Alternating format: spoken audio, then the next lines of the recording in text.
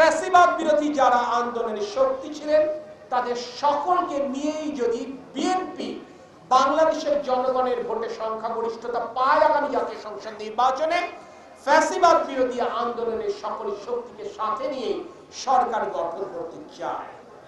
আপনাদের তো বিচলিত হবার প্রয়োজন নেই। আমরা ধারণা করি আপনাদের বহু শীর্ষ নেতৃত্ব আছেন যারা নিজের নির্বাচনী এলাকা থেকে জনগণের ভোটে নির্বাচিত হয়ে আসা, যাদের জন্য অত্যন্ত কঠিন। সেই কারণে আপনারা এই প্রচলিত নির্বাচনী ব্যবস্থার পরিবর্তে আপনারা পিআর সিস্টেম চান। আমরা এটা বুঝি। আপনাদের ভয় পাবার কোনো প্রয়োজন নেই, ভয় পাবার কোনো কারণ নেই। কারণ আমাদের প্রিয় নেতা তারেক রহমান ইতিমধ্যে বারংবার বলেছেন, ফ্যাসিবাদ বিরোধী যারা আন্দোলনের শক্তি ছিলেন তাদের সকলকে নিয়েই যদি বিএনপি বাংলাদেশের জনগণের ভোটে সংখ্যাগরিষ্ঠতা পায় আগামী জাতীয় সংসদ নির্বাচনে, ফ্যাসিবাদ বিরোধী আন্দোলনের সকল শক্তিকে সাথে নিয়ে সরকার গঠন করতে চায়। তাহলে আপনাদের তো বিচলিত হবার কিছু নেই।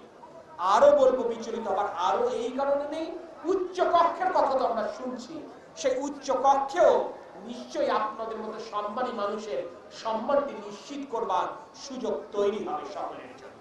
তাই আমি বলবো, নিজের স্বার্থে, ক্ষুদ্র দলীয় স্বার্থে দয়া করে বাংলাদেশের জনগণের গণতান্ত্রিক আকাঙ্ক্ষাকে আবারও গলা টিপে হত্যা করবেন না। ঠিক যেভাবে শেখ হাসিনা গত 18 বছর যাবৎ বাংলাদেশের মানুষকে গণতন্ত্রহীন রেখেছিলেন, জুলুম নির্যাতন করেছিলেন, ঠিক সেই রকম একটি শাসন ব্যবস্থা আমরা ফিরতে চাই না। প্রফেসর ডক্টর ইউনূস অন্তর্বর্তীকালীন সরকার প্রধান, যাকে আমরা সর্বোচ্চ সম্মান করি, যাকে আমরা সর্বোচ্চ মর্যাদার আসন অধিষ্ঠিত করেছি, আমাদের দল বাংলাদেশ জাতীয়তাবাদী দল সহ সকল রাজনৈতিক দল তাকে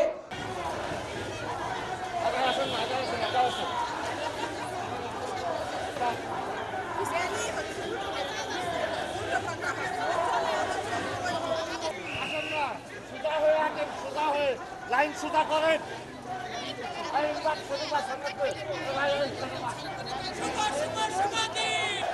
আমি নিষেধ করতেছি না।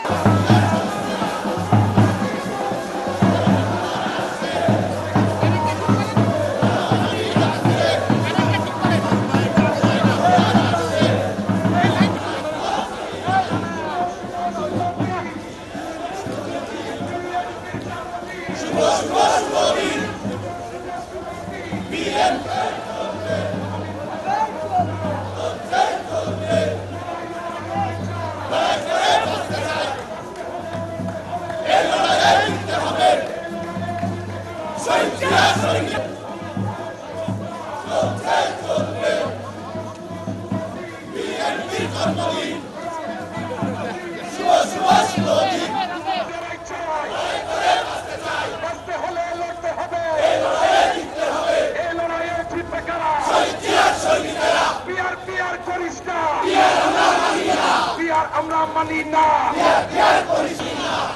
আমরা মানি না। ফেব্রুয়ারির নির্বাচনে জয়লাভ করবে মার কাছে,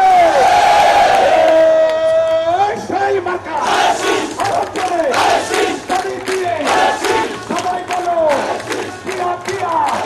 মার্কাটা কি, সবাই বলো খালেদা জিয়া।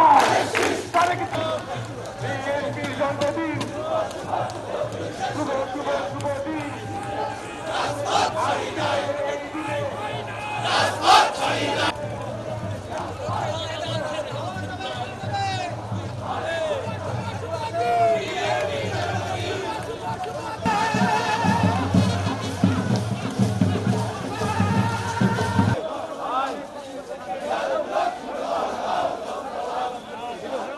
সর্বতভাবে সহযোগিতা করছেন, কিন্তু তারপরও তিনি এবং তার সরকার উপলব্ধি করেছেন একটি অনির্বাচিত সরকার ব্যবস্থা দীর্ঘমেয়াদে চলতে পারে না।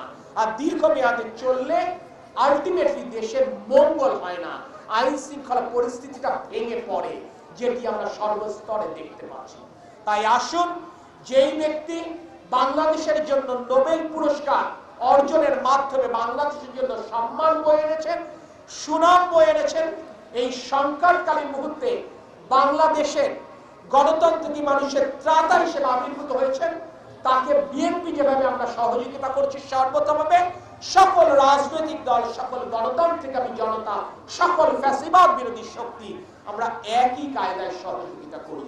আমরা যদি সহযোগিতা করি, আমরা যদি ঐক্যবদ্ধ থাকি, নির্ধারিত সময় একটি নির্বাচন হবে ইনশাআল্লাহ, এবং সেই নির্বাচনে বাংলাদেশের জনগণ তাদের পছন্দের প্রার্থী বেছে নিতে পারবে।